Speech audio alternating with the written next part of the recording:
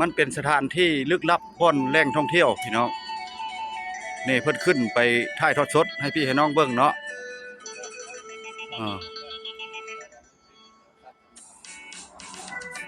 ศาสนาสุตลิกเฟสติวัลพญาชู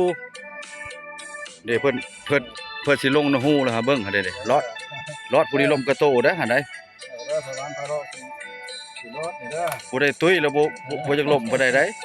ท่านผู้ชมไว้เด้ฮู้รอดอะไรนี่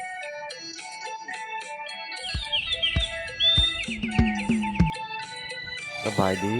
พี่ๆน้องๆมาพบกันอีกแล้วกับเส้นเก่าเส้นเคยกับซองบ่าวแปลงบ้านนามื้อนี้สิพาพี่พาน้องไปสถานที่หนึ่งเนาะเป็นแหล่งท่องเที่ยวบนถ้ำหินเนาะลึกลับกำแพงยักษ์เนาะหรือว่าไปเบิ่งซากนี่ก็สิเป็นคลิปที่2เนาะพี่น้องยุดตั้งบ่อนอยู่นี่ก็บ่อนติดกับบ้านโพนสีทาหรือว่าทางบ้านพดสูงพี่น้องสายทางเลขที่13เนาะที่ว่าออกมาจากนครหลวงเวียงจันทน์เนาะเมืองตะแคกแขกขมวนสิพาพี่น้องไปเบิ่งอันนี้ครับอีกหนึ่งเนาะพี่น้องตัวนี้มันสิเป็นคลิปที่2เนาะพี่น้องเนาะเพราะว่ามันสิมีคลิปหนึ่งบ่าวแปลงไปถ่ายให้เบิ่งแล้วตัวนี้มันสิเป็นคลิปที่2สิถ่ายได้หนทางระยะทางไปนี่ก็ประมาณ2โล3โลเนาะพี่น้องไปติดตามมื้อนำกันเนาะพี่น้องเนาะไปกันก่อนพี่น้องไป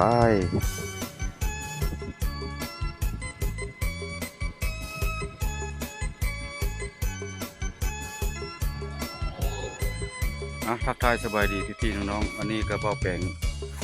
พามาสถานที่หนึ่งเนาะก็คือกำแพงยักษ์เด้ออยู่แขงขมวนเนาะนี่กำแพงยักษ์บ่าวแปลงมาเก็บภาพบรรยากาศให้พี่ให้น้องได้เห็นคือกำแพงยักษ์พ่อบ้านเพิ่นขึ้นไปถึงแล้วมา2คนกับพ่อบ้านพาเลาะ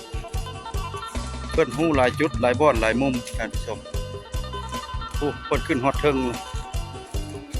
เป็นชั้นเป็นลึกเป็นเทิงเห็นบ่ผมเพิ่นกำลังค่อยลงเด้อไวเท่าใดเพิ่นไปไวเด้อสิให้เพิ่นถ่ายทอดนะพี่ให้น้องเบิ่งสิบอกเพิ่นถ่ายทอดก่อนจากลุ่มขึ้นมาเนี่ยก็ประมาณ150 เมตรพี่น้องมันสูงเนาะบ่าวแปลงสิพาพี่พาน้องเลาะบ่งมัดนี่น้ำบ่อนลุ่มนี่เด้อไปเบิ่งนำกันพี่น้อง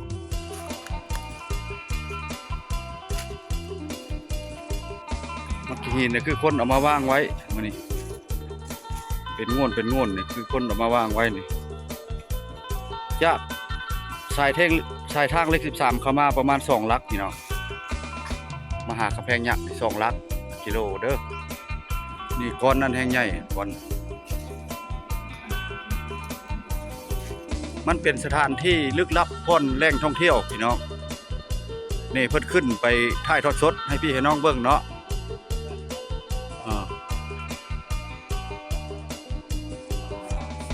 ศาสนาสุตลิกเฟสติวัลพญาชูว่าแปลงเข้ามาแล้วแม่นเข้านะฮูลอดเข้ามานะครับฮูบ่อนพอดีลมกระโตบ่อนฮูเข้าขึ้นมาสั้นเทิงนี่ลมกระโตน้อยนึงมันก็จะค่ำแล้วมื้อนี้ฮะเดี๋ยวเพิ่นสิลงนะฮูแล้วฮะเบิ่งหาได้รอดผู้ดีลมกระโตเด้อหาได้ผู้ใดตุ้ยแล้วบ่จักลมบ่ได้เด้ท่านผู้ชมไว้เด้นี่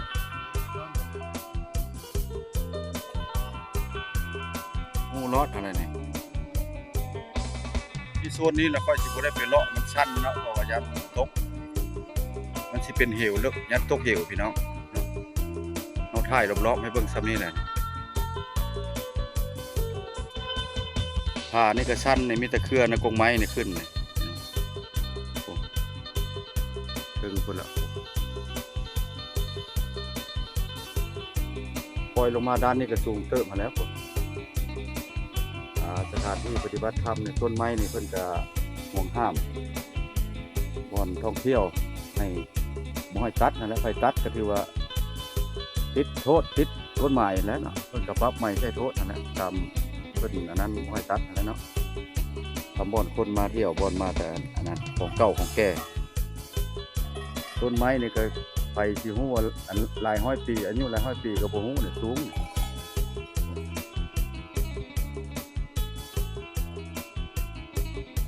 อันนี้สิเป็นงัวออกจากกวนนี่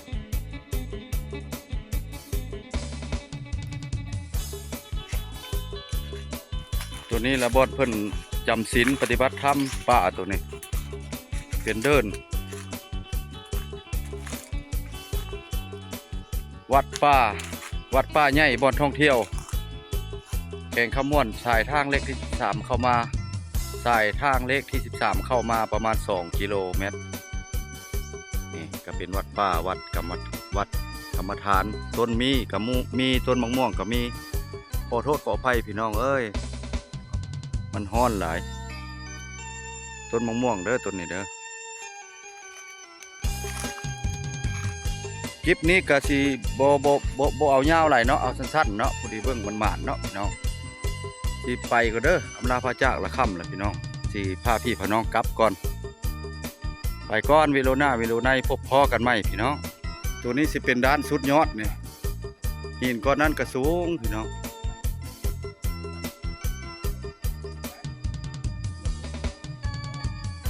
ขึ้นมาเทิงนี่ก็ค่อยเห็นตะเวนนี่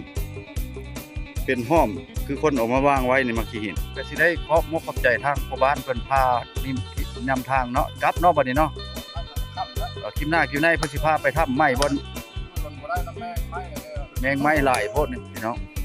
ไป